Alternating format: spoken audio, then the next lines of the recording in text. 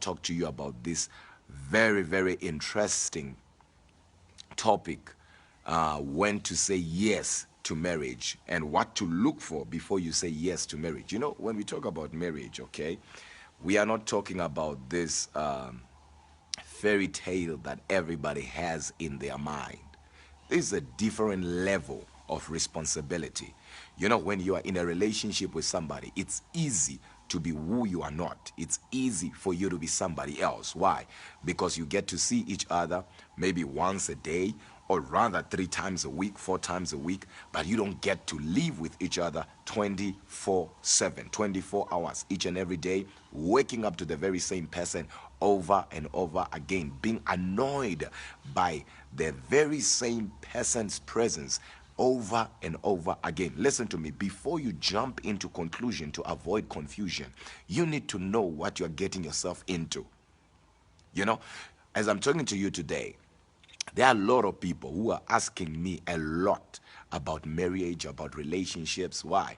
Because there's just a lot going on. There's just a lot going on. So I'm here to answer most of your questions, and I'm here to help you so that at the end of the day, you know what you're getting yourself into and you know what you're doing. Marriage is a lovely thing. Marriage is a beautiful thing. Let's talk about love. Let's not talk about marriage, because some people, they had horrible experiences when it comes to marriage. But let's talk about love. Love is a beautiful thing. And not only love, because just because you love somebody, it does not mean you're going to spend the rest of your life with them. But let's talk about what to expect and what to do before one gets into marriage. Somebody saying good day. Somebody saying every time when I listen to you say, you bless my soul. I'm glad somebody is blessed already. Somebody saying Jesus. Somebody saying I'm listening. Somebody saying go deeper. Listen to me. The greatest mistake you can ever make, rather do, it's when you rush to nowhere.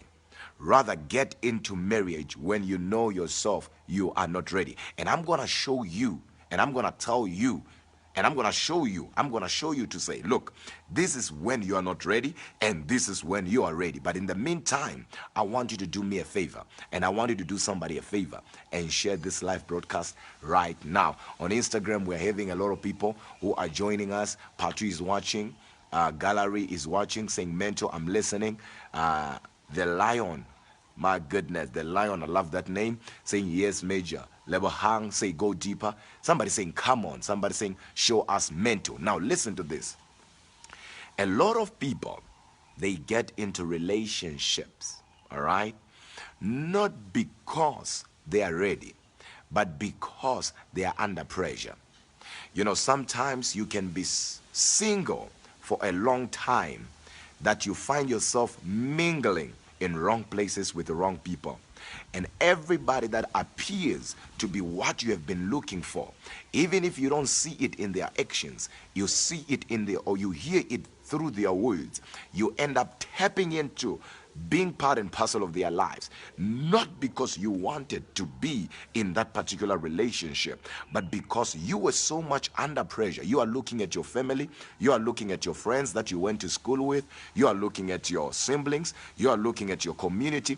Everybody's asking you, when are you gonna get married? Everybody's asking you, when are you gonna bring us a makoti? When are you gonna bring us a son-in-law? So you go out there with the mindset of, I need to get this done. But at the end of the day, it is not about who says what. It is neither about your mother, neither about your father, neither about your community. But this is about your future, your destiny. Because out of the two of you, I don't care who you're in love with, who you will be in love with, out of the two of you, a generation needs to come. So if people fall in love yet they are not ready, even if they can handle each other, even if they can compromise to maintain each other, but whoever comes out of them, I'm talking about children right now, suffers the consequences of their ignorance on both sides. So whatever you do before you get in relationship, or rather into marriage, understand that whatever I'm going to do, it's going to affect whoever will come out of this relationship. A lot of you, as you're watching me right now, you jump into marriage because of pressure. Marriage is not for boys. Marriage is not for girls. Marriage is for men. Marriage is for women.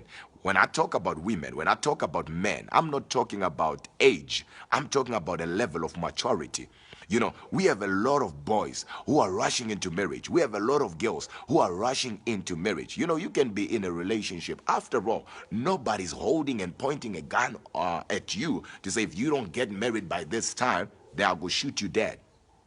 Somebody saying, I hear you. I wish somebody would just type, Doctor, my doctor, as I go just a little bit deeper on this subject. It's really a critical one. It's really a serious one. And our young people needs to be awakened to this stuff. Imagine staying with somebody, you know, for the rest of your life. And at this point in time, you just want to see marriage. You're not even sure it's what you have been actually anticipating. Oh my goodness. Listen to me. My meeting just has been, I just got a confirmation I have a meeting somewhere. I need to go, but listen to this. Before I go, okay? Instagram, somebody saying, wow. Somebody saying, I'm listening to you. Somebody saying, my prophet. Somebody saying, I have to be awakened. Somebody say, doctor, my doctor. Somebody saying, doctor, my doctor. Somebody, this is deep. Definitely, this is deep. A lot of us, we are under pressure. When I say a lot of us, I'm trying to put myself in your shoes. I'm not part and parcel of the people under pressure, but I'm trying to put myself on your shoes. Now, listen to this. A lot of us, we are under pressure. And guess what? This is a pressure that is not even necessary. It's something that you are not even supposed to be pressurized by.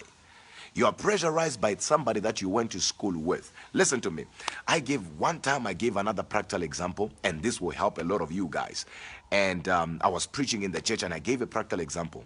I said, back in the days, while we're using taxis, I used to come from home, Pumalanga, get to Johannesburg. Then from Johannesburg, there was a place called Westgate, then get to Vaal. Then what happened was we used to pay about 15 rands, okay? And then when we come this side, it does not matter where one gets out. It doesn't matter where one stops and say, this is my destination. We all pay the same price. And I cannot feel pressure because somebody from Orange Farm, Everton, Sibukeng, somewhere around Muvango came out before me, because that's not where I'm going. I know where I'm going, and we all paid what? The same price. Now listen to this. Just because other people are arriving before you arrive, it does not mean you're not going to arrive. You only get, or rather, you only start to be concerned about where you are going if you don't know where you are going. But listen to this. If you really know where you are going, it won't bother you, because you know this is where I'm going. But once you jump into this stuff, because somebody already posts some pictures on Facebook. Listen to this. Come here, come here, come here, come here. Listen to this. Come here, come here. Just because somebody is posting pictures on Facebook, are you listening to me? You know, social media has turned a whole lot of people to be what they are not. And I don't want you to be victimized by what victimizes other people. Marriage is a great responsibility. This is not jokes. This is not something to play. Because at this point in time, that's why you need to take this serious. You don't even love somebody, and you realize that, you know what, their actions are always betraying their words. Meaning they say one thing and they do one thing. And you think once you get married to them, they will change. Listen to me. What they are right now, they're going to be a exact vision of what they are even when they are married to you. Marriage does not change anybody. If somebody does not change right now, there is no amount of ring on their finger that will change them. So these are very, very, very serious stuff, ladies and gentlemen. I don't want you to jump into conclusion and find yourself in confusion. I don't want you to arrive before you depart. Do you know that there are people right now, as I'm talking to you, they are in debts. They are seriously, seriously being choked, being strangled by debts. Why? Because they wanted to make everybody happy. You know, big wedding like this, and guess what? Right now they can't leave, or rather they can't even accommodate each other. Why? Because they are in debt. And guess what? Instead of living happily after, they are pointing fingers to each other. It was your fault. We said we should get this. You said we should get this. You said we should get this. Marriage, ladies and gentlemen, it's not a joke. I know everybody wants to be happy. That's why once you marry a wrong person, your whole destiny is disturbed. Once you marry a wrong person, your purpose is interrupted. And it's very difficult for you to bounce back to what you were born to be, as long as you are still with the wrong person. And a lot of you who are watching me right now, I know you can be all cute as you want to, because you are a human being. But truth of the matter is, you know I'm telling the truth. And you might not like what I'm about to say, but I'm not here to be liked. I'm here to tell the truth. And the truth is, marriage is not for children. Marriage is not for boys. I don't care if you're 55. I don't care if you're 40. If you are not matured and ready for it, you're still a boy. I don't care if you are 35 years. If you are not matured, you are still a girl, not a woman. If you want to use marriage to hurt other people, if you want to use marriage to escape troubles, then you are approaching marriage with the wrong mindset. Marriage is not used to hurt other people. Marriage is not something to prove a point. You don't prove a point to your community to say, look, I need to get married and I want to show these people that I also can get married. I also can be in love. This is not how it's done. And some of you are watching me right now. You hear these words every day. You need to get married. When are you getting married? When your friends are getting married. Your friends, they have kids as we are talking. You don't even have a boyfriend. And guess what? You just go there because you're single and begin to mingle with everybody. You don't even care where you're mingling. And you meet the devil himself. You meet the devil herself. Women and men, these are two different, human beings. Rather, species. Listen to this. A man, it's a thinker. A woman, it's a feeler. I don't know if you're ready for this stuff. You know, I feel I'm bothering somebody, and I was just here to talk to few people, but I feel just talk back to me. Let me know what you are saying. Let me know what you are saying wherever you are. Just type whatever you are saying. Type your comments. Type your concerns. Type your questions, and let me answer them right away, because I'm here for you anyway. I wish somebody would say, "Doctor, my doctor." Somebody saying, "It's my first time to listen to you say, but I promise you, you just helped me." Oh my goodness. Somebody says, "This is so fruitful. Thank you for such unnecessary." Okay, thank you. Such unnecessary pressure leads us down to the wrong path. Definitely. Unnecessary pressure. Pressure that comes from your cousins. You are not your cousin. I told you before, I used to pay a taxi from Johannesburg to Vaal back in the days. And other people will pay the same amount, 15 Rand back in the days. And other people will come out, all right, climb off wherever they will climb off. And I won't bother because I knew where I'm going. That's why we have people who are everywhere, but not yet anywhere. Not every person that you meet is actually a wrong person. Sometimes it's because you are a boy. Sometimes it's because you're a girl. Sometimes it's because you are approaching this while you are under pressure. Men are thinkers. Women are feelers. You know, what do you mean, doctor? Can I get some water, please? I don't know where my bottle of water is. Just ask Charisma. Is she here? Or she drove off? Oh, okay. Now, listen to this. She's out already. Okay, no problem. Listen to this. Women are feelers, men are thinkers in this way. Men, they are not moved by what they feel. They are moved by what they see. A man has to see and then process it, then feel. But a woman has to feel. It does not matter what they see. In a sense of, you can meet a woman today and she will tell you straight in your face, "You're not my type." And then you begin to show her that you love her and you mean what you're saying. And you begin to make her feel in some type of way. And guess what? Later on, the same woman who told you you're not my type will be telling everybody how you make her feel. And later on, you are now her type. Why? Because women are feelers. That's why everything, when it comes to women, it's done emotionally. They easily get emotionally detached. That's why in the beginning of breakup, a woman is the one that hurts more than a man. Why? Because they are feelers. And at that time, you can find the same guy playing around with his friends, being happy, smiling with everybody, as in like nothing happened. But when days now pass by, the woman will recover, especially when she gets into a position where there's somebody that makes her feel more special. She will easily recover. But a man because this thing, he has to process it in his mind. When it happens, it looks like it's normal. I can always bounce back. But now when he realizes that he messed up, he hurts more than the woman. It takes time for the woman to heal, because it happens, when it happens, she hurts immediately. But a man might act like I have it under control, because men are thinkers. Somebody saying, you are talking to me. Somebody saying, thinker. Somebody, I'm learning. Listen to me. There is no amount, are you listening to me, of love when you are married to somebody that will change who they are now. So you really need to take your time. You really need to know what you're doing. Because once you get married to a wrong person, you have compromised your destiny. Out of the two of you, me, I'm a combination of two people. I'm a combination of my mother and my father. My father and my mother, when they came together, I came out. So now if these people, that's why it was not easy for us. And you don't want to go through the same thing that you went through because of your parents. I don't want my son, I don't want my children to go through what I went through. Some of you, you won't suffer the consequences, but your children will suffer the consequences of your decisions, wrong choices, you being in a hurry. This is not a child's play, my God. And let me tell you something, with the right person, you can move mountains. It does not matter who they are. With the wrong person, mountains will be moving, both of you.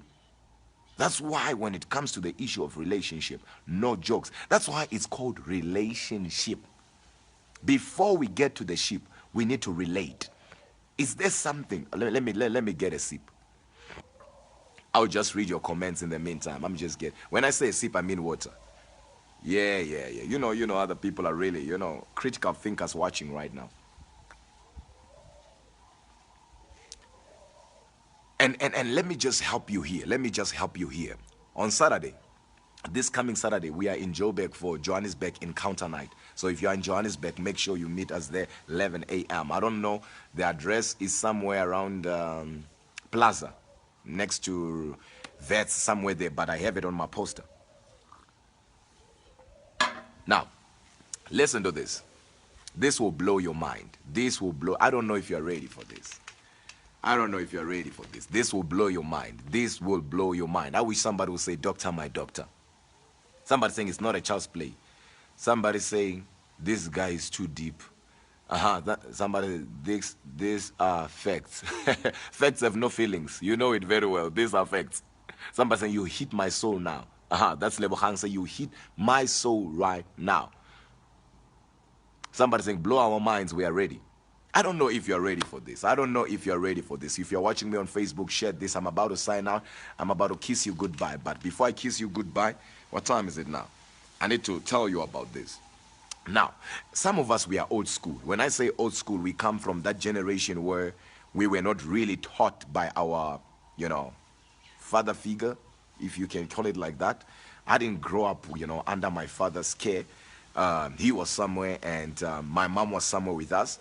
But we grew up around uncles and around grandpas, and they always said something like this: you need to marry a woman who can cook. You need to marry a woman who can wash. You need to marry a woman who will take care of you. Are you listening to me? So a lot of you are still approaching marriage with that mentality. Listen to me. A woman is not a washing machine. A woman is not a cooking machine. I'm talking to guys right now. I'm talking to men right now. If you are going to approach marriage with that mindset, you are not going to last, and you're going to be in trouble. Because you need to understand that beyond a role of a woman, there is what we call a role of a woman and a purpose. A purpose is not a role. Cooking is not a purpose of a woman. Washing is not her purpose. Cleaning the house is not her purpose. Am I saying she must not clean the house? Definitely no. A good woman and a right woman will know that her house has to be clean. But what I'm saying is, if you marry a woman because you want somebody to cook for you, please don't marry. If you marry somebody because you want somebody to wash for you, please don't imprison somebody's child. Because marriage was never meant for cooking and all this kind of stuff. Because if you need to understand how marriage works, you need to go to the constitution of marriage where it all began, which is in the Bible. When God brought Eve in Adam's life, he brought Eve in Adam's life as a helper. That's the main purpose right now. But anyway, I'm not talking about that. I'm just trying to pass by to say some of you enter into this stuff with the wrong mindset. Just because your great-grandfather married your great-grandmother because she could cook. We are in digital age. Things have changed. Don't be in a rush to nowhere. Marriage is not a child's play. Take your time. Think about it. If he's not doing what he's saying, think twice before you jump the line. When I say jump the line, think twice before you marry the person. There is no amount of love in marriage that will change somebody who's refusing to change right now. As a human being, you don't have it in you to change a person. You don't have that power. Especially somebody who does not want to be changed. You will never change them. And just because they give you their word and their actions are saying something contrary to their word, that tells you it's a sign. You know how many we are now? We are about 7.6 billion in the world. And you stressing over one person like this. Somebody that you realize, you know deep down in your heart, this is not what I always wished for. This is not what I always wanted in my life. But you are still glued to that one particular person, thinking, if we get married, and some of you are so much, you need help. You need help in so many ways. Some of you, you can even get to a level where you say, if I get a child with this particular person, that person will stay. Don't hurt yourself. Don't even hurt the child that is not yet born. Because I'm telling you, you are bringing the child into your world of misery. Think. Think. Think. Think. One more time. Think. Somebody say, what if you have already gotten married, say? That's a very beautiful question, because I'm not watched by people who are not married. I'm watched by people who are also married. That's a very good question. What happens now if you are already married? Now, the best thing to do, remember, now you are married, okay? The best thing to do is not to love each other, because I believe that you are married because you love each other, but it is to know each other. When I say know each other in this way, love does not sustain marriage. Knowledge sustains marriage. That's why you find people who divorce. I'm answering a gentleman here, so it might help you as well. So you find people who divorce, yet they love each other. And you ask them, why are you divorcing? Then they tell you, this one is like this one is like this one does not do this, and I don't like this, I don't like this. But now you ask a very common question that every counselor will ask, or everybody, dealing with counseling will ask, but do you guys love do you love each other? Do you hear them saying, I love each other? We love each other, but... And when there is a but, it cancels everything. So just because you love a motorbike, it does not mean if I give the motorbike to you, you're going to operate the motorbike. So you need knowledge in order to operate the motorbike. So just because you love somebody and you are in marriage with, or you are in love, or you got married to, it does not mean the marriage will automatically work. So the best way is to know the person and adjust to who they are, because already you are married. And also, one simple key to all these things, to all those who are married, is communication. Because most people who are married and they realize this is not what I always wanted, but because already they are kids, they realize if I jump out of this ship, the kids will be affected. So the best way to deal with this is to build communication between the two of you guys.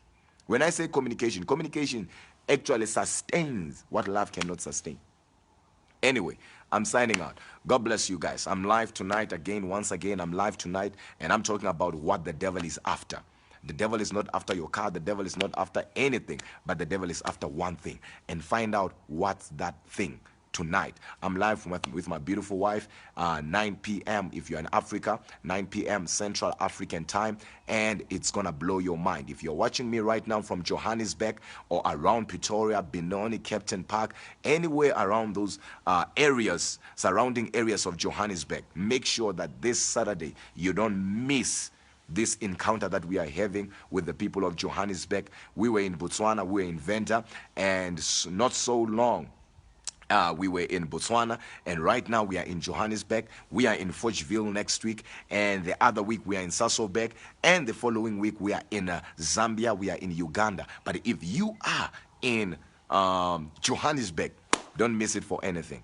God is still in the business of blessing, healing, delivering his people. And you are the best candidate for God's blessings. I love you, family, and shalom. Let me see you tonight.